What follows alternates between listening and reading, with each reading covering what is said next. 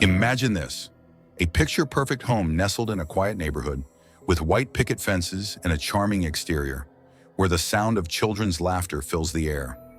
Now imagine that this very house harbors a dark secret, a force so sinister that it's been known to consume lives. This is the Amityville Horror House, a place where reality and nightmare blur, a house where something malevolent lies in wait, waiting to reveal itself. What truly happened here will make your skin crawl, and by the end of this video, you'll wonder if the horrors were real or if something far darker was at play. In 1974, a tragedy struck that would mark this house for eternity. On a quiet November night, the DeFeo family was slaughtered.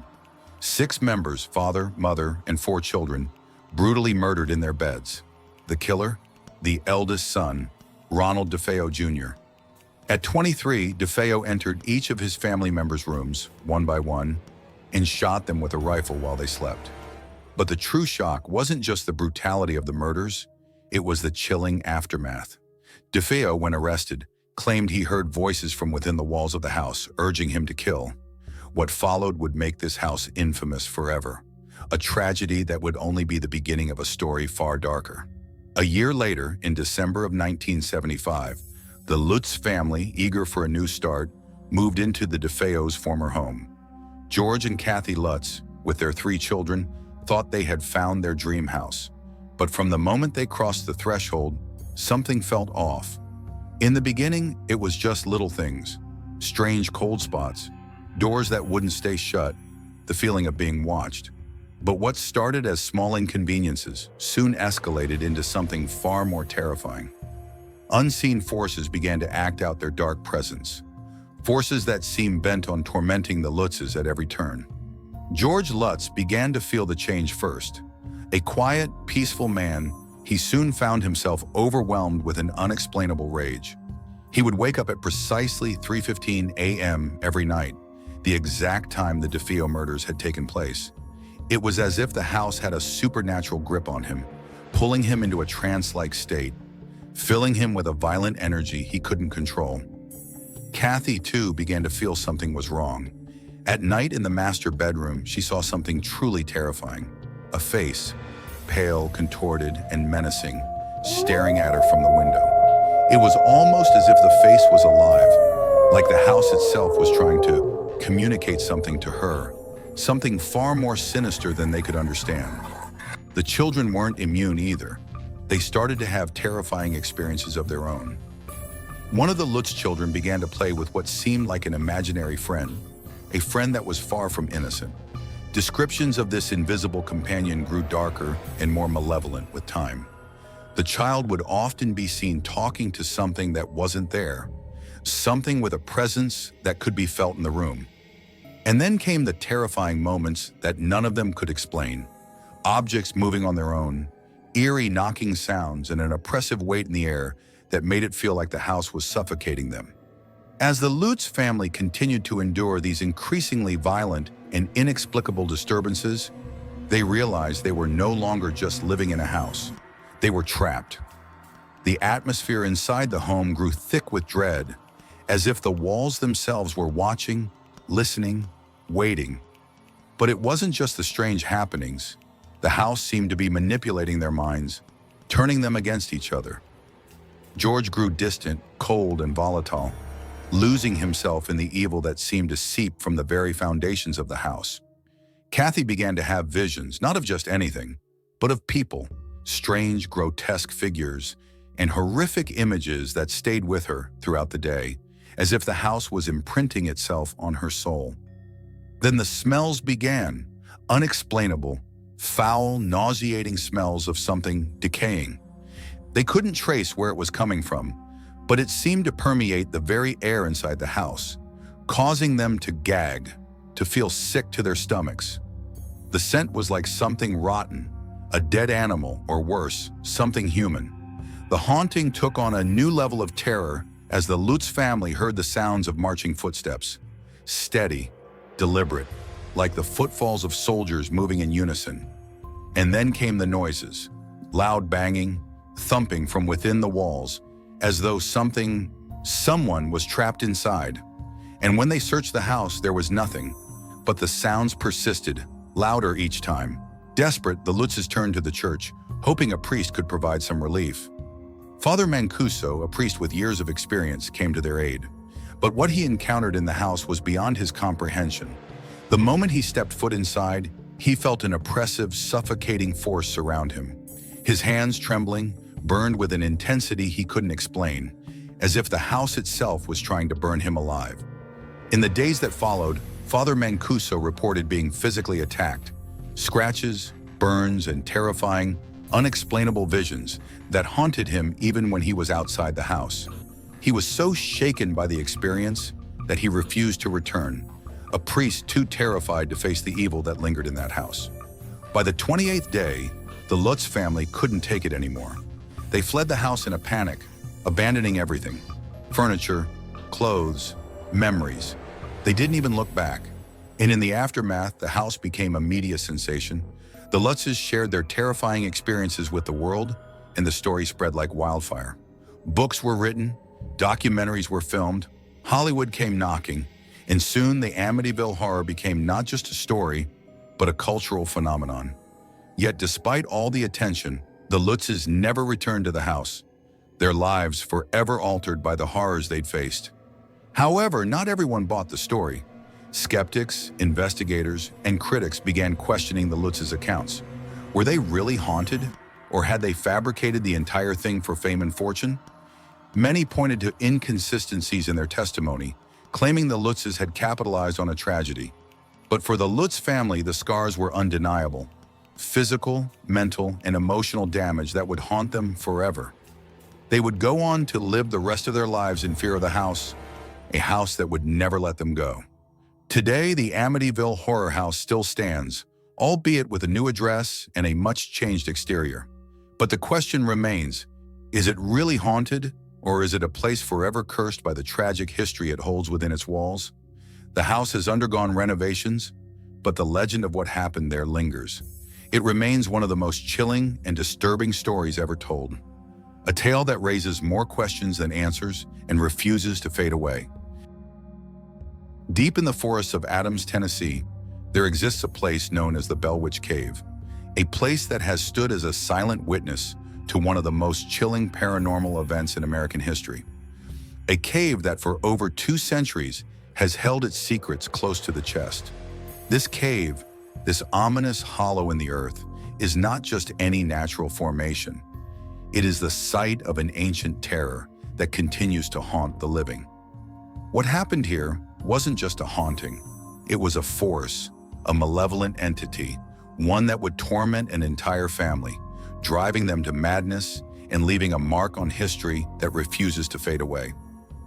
Our story begins in the early 1800s, when the Bell family, John, Lucy, and their children, settled on a peaceful farm in rural Tennessee. They came in search of peace, a new life away from the chaos of the world. But what they didn't realize was that their peaceful existence would soon be shattered by a presence far darker than they could ever imagine. This wasn't the simple, unexplainable sound of creaking floorboards or the wind whistling through the cracks.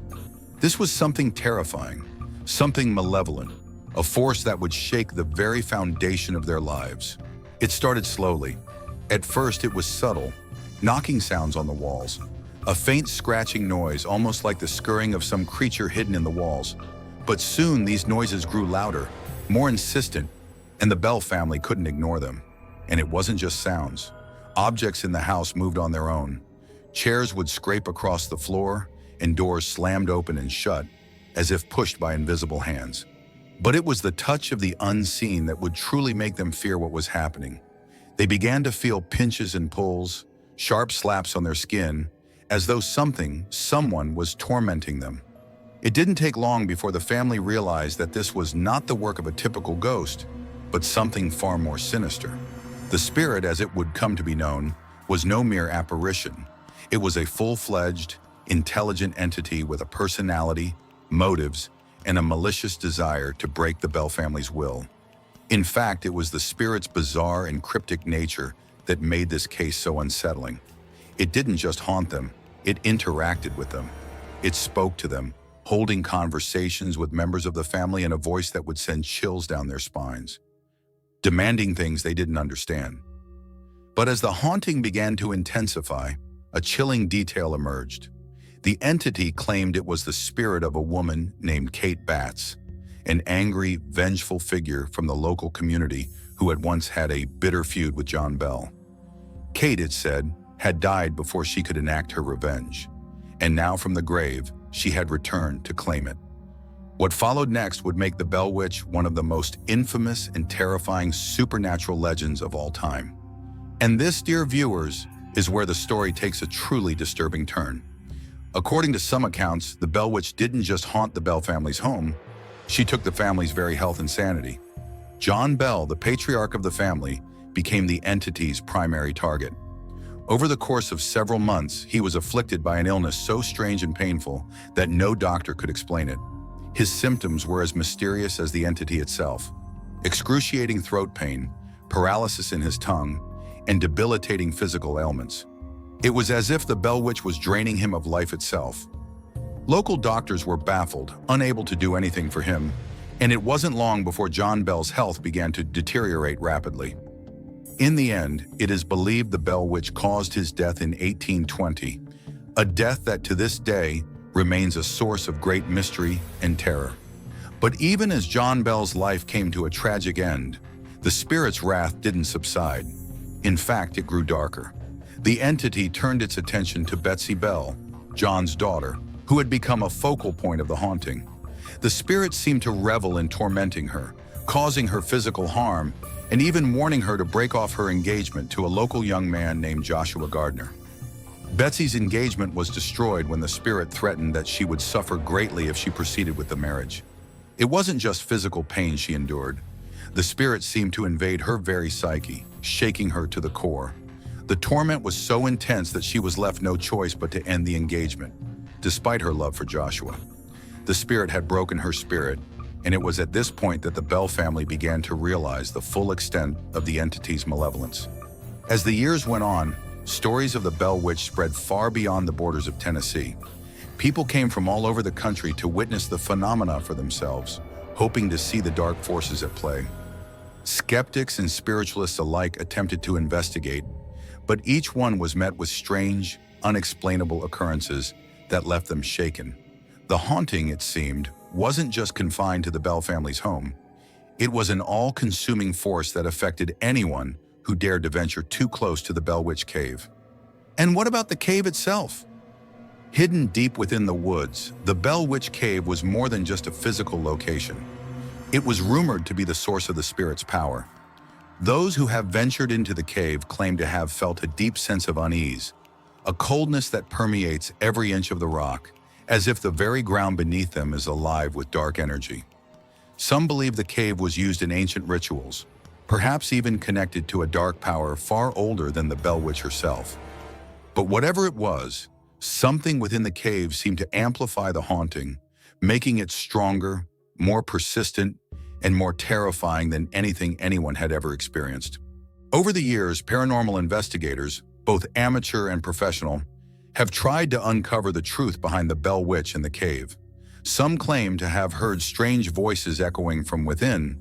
Others report inexplicable cold spots, while a few have even witnessed eerie glowing lights deep inside the cave.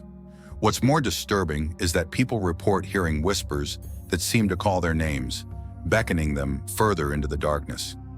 The sinister energy of the Bell Witch Cave seems to affect the very mind of those who enter, filling them with dread, nausea, and an overwhelming sense of being watched.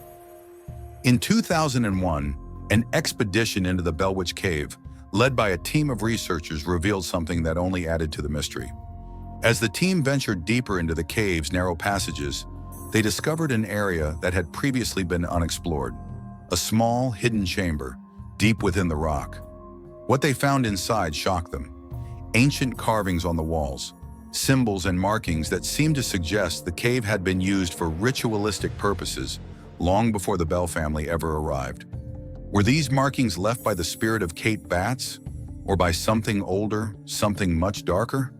To this day, the Bell Witch Cave remains an enigma, its dark power still unexplained, its history shrouded in mystery. The cave, once the site of an otherworldly terror, still calls to those brave enough to venture near, offering up its chilling whispers to those willing to listen. But remember, some forces are not meant to be disturbed, and some secrets, once uncovered, may never let you go.